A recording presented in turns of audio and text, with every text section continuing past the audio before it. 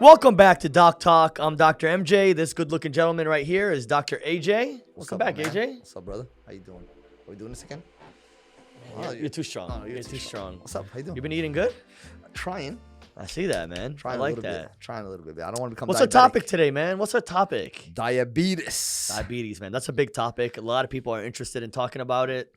It's a lot to cover, so we'll just kind of cover the bases and go from there. Okay. So tell me, how many types of diabetes are there?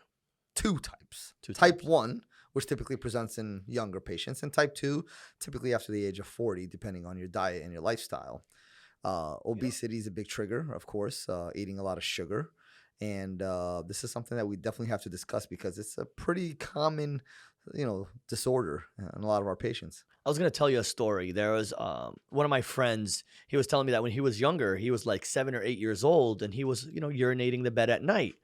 And they kept telling him like, oh, trying different treatments for, that he's urinating in the bed. He actually ended up being a diabetic. So those are one of the causes of it. Like people that urinate their bed or are over peeing or over thirsty. Those are all signs of being diabetes. So if you do have that, make sure you come to my office and we'll get you checked out. Don't make sure you come to my office, Dr. MJ. Either or. Yeah, sure. Mine's a lot better, but it's sure. okay. Yeah, we'll see. We'll see. Anyway, so diabetes, type 1 and type 2. Well, maybe we'll talk about type 2 today because that's the majority of our patients, right? I agree. So, geriatric. so how would a patient be diagnosed with diabetes? They come see us. Okay, we'll do some blood draws. We'll do an A1C, and we'll do a fasting blood sugar. Correct. So, and then let's you can always start off with the fasting blood sugar, and if the fasting blood sugar is abnormal twice, above 126. Then if you do that twice, and there has to be like a time period between it too. Okay. So if you do that and you're positive, you got above 126 fasting twice, then we go ahead and get an A1C. How many patients do you think in your office have diabetes in general? I mean, percentage-wise, 20%, 30%, 50%? At least 50%. I think 40 to 50%. I think at least 40 to 50% of my patients are diabetic. It's because of the food we have around here too. I mean, obviously type 2 is more genetic, but we make it worse by the things we eat. Where's insulin released? Let's start off with that. Yeah, typically from the pancreas. So that's one of the insulin is involved with diabetes, right? Of course. So tell me how that works. So typically how it works with type 2 diabetics, it's typically two things, right? One is that you're consuming a large amount of sugar or carbohydrates, which causes, that your pancreas releases insulin. It's just barely catch up. The other one is a lot of it is more resistance in the cells. The receptor. Whichever one it is, in general, is the treatment outcomes are the same, right? Whether it's insulin or whether it's medication or whether it's lifestyle modifications. Initially, if the patient's blood sugar levels are, stable, but slightly elevated in the diabetic range, we ask them to lose some weight if they're overweight or obese. All right, so MJ, honestly, okay, so let's talk about the A1C, for example, right? Okay, so when would you be considered pre-diabetic versus diabetic at this time? What A1C number are we looking for? So I usually say for pre-diabetics, it's a 5.7 to 6.4. Because once you get to 6.5 and above, you're diabetic. You're diagnosed. And one thing that patients don't understand is that once you're diagnosed with diabetes, you have diabetes. Yeah. So you can be a controlled diabetic, but you're still diabetic. Like diet control. Yeah, because I have patients that have had A1Cs of 10 their whole life, and they get to 6.3, and they say, I'm not a diabetic. No, you are a diabetic, but you're a controlled diabetic. Yeah, I agree. So if you're 5.7 to 6.4, you're pre-diabetic. 6.5 and above, you're diabetic. And if you're getting close to the 5.7, you're 5.6, you're very close to pre-diabetes. You need to change things up. Yep, exactly. Get out that comfort zone. Do you ever try to do diet first? So it really depends on the patient, right? If you have patients who are older and really can't exercise and won't change their diet, then I'll start them on medication. There's some patients that want medication because they know they're not going to exercise and they know they're not going to change their diet.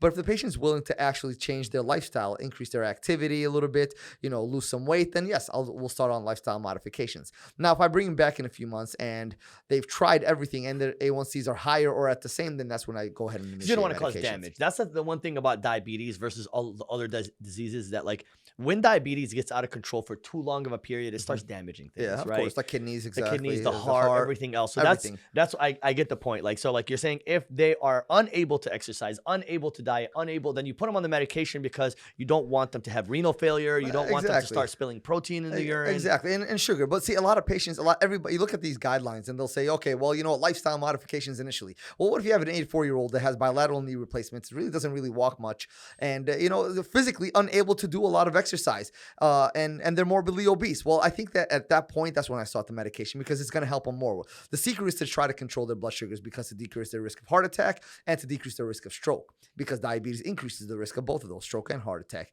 So yes, I think everybody should be biggest causes. Of course, everybody should be on lifestyle modifications in general. That's anything we do. Every topic we no talk matter about. what topic you're on, it's lifestyle modifications. But it is always on a patient by patient basis, right? You always have to take the patient's lifestyle into consideration initially, and that's how I usually approach it. So, like you said, if lifestyle modification doesn't work, then you jump into a medication, and if medications don't work, it kind of continues going down the path of getting higher A1C, getting to a point. What if a patient comes in, A1C is 12? I typically will start them on insulin, to be honest with you. My personal curve in my patients is at 8.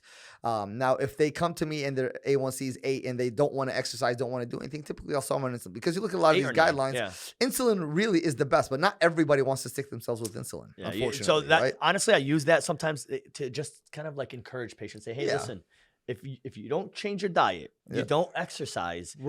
You're gonna be on insulin, and that they fear it's insulin. Triggered. Of course, they fear that. Doesn't, right? I mean, you don't want to inject yourself every single day. No, that's why usually we try to give them as much chances as possible before getting on the insulin. And most people are scared of insulin, exactly, because that's scary. The hypoglycemic episodes and stuff like that. Exactly, sugars will fall. The first line medications don't really cause that, right? And so we try to avoid getting to that point. Well, so let's talk about the steps, right? Typically, if you're older, typically after 40, it's a type 2 diabetic. It's a genetic disposition. So lifestyle modifications, first step, weight loss. After that, medications. And if the medications don't work, then we try another medication. And if that doesn't work, then we'll go ahead and start insulin if needed. Patients need to understand. Obviously, everybody's different, guys. Like, when we're saying these numbers, we're not going to be starting everyone that's on A1C of 9 on insulin. We just don't want to damage the organs, right? So that's the biggest thing. Well, that's why it comes down to knowing your patient very well. If you know your patient very well, then you know that insulin is the only thing that's going to work for them. Other than that, then we always start on medications initially. But weight loss is a big, big factor. So lifestyle modifications, medications, insulin, those are the steps. Try to improve your diet initially. I think a lot of people don't understand, and diet is the biggest factor, because people think, for example, that fruits are healthy for you, which yes, some fruits are, but not if you're diabetic. What are some fruits to avoid? Yeah, like tell me what's some fruits to avoid. As a diabetic, pineapple, grapes, grapes. Watermelon, oh my God, grapes are very right. Mangoes.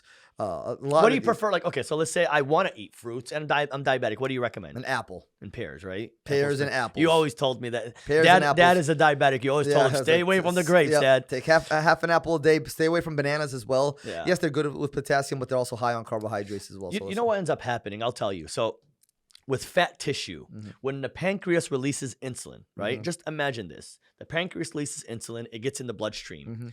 Anytime there's excess fat, adipose tissue, the insulin leaves the bloodstream and goes into that fat tissue, and it kills off the insulin.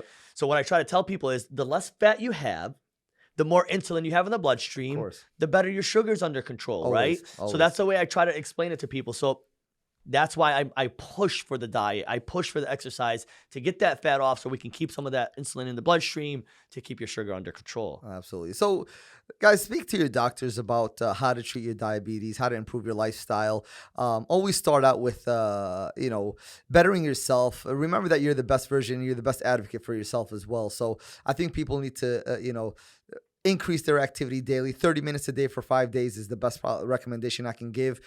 Speak with your doctor if you believe that you do need medications at this time. But other than that, I mean, diabetes is pretty simple. Exercise, eat healthy, and you can control your blood sugars pretty well.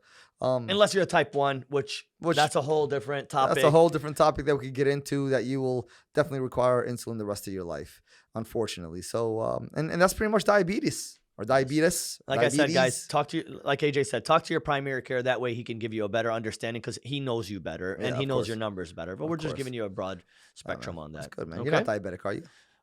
No, not that I know of, but we have a family history. Dad's a diabetic, so we definitely got to get tested. And that's why I exercise. I try to stay in shape so I don't get to the point that even if I was diagnosed as a diabetic, then I'm at least prepared. Yep, I agree.